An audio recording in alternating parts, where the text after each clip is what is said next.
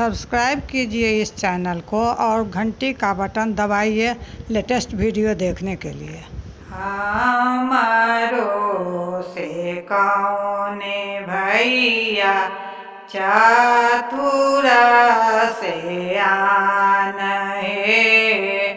हमारो से कौने भैया चतुर से आन है। बामे ले कागज दाहिने मासिहान है।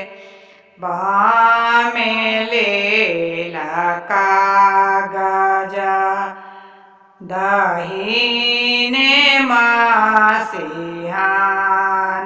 है।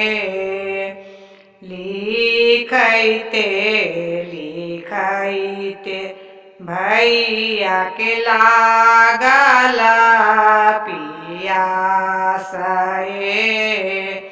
लिखैते लिखैते भैया के लागल पियास है। आही गाँव में बसथिन बहिनो अपन है। आही गाँव में बसथिन बहिनो अपन है।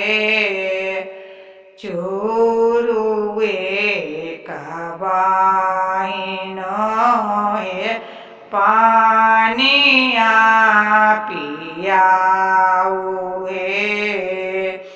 चोरुए बहिनो है पानिया पियाऊ है।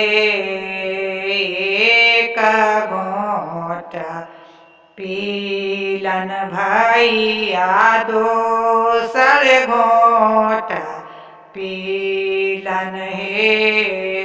एक घोट पीलन भैया दोसर घोट पीलन है। तेसरो में बहिनों के देलना आशीष है। तेसरे में बहिनों के देलना आशीष है। पानी के पियाऊ निग बहिनों किए ले आशीष है।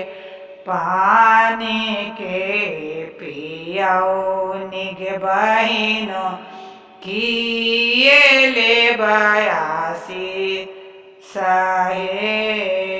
तोरा लागी मंगबो भैया आना धान लक्ष्मी है।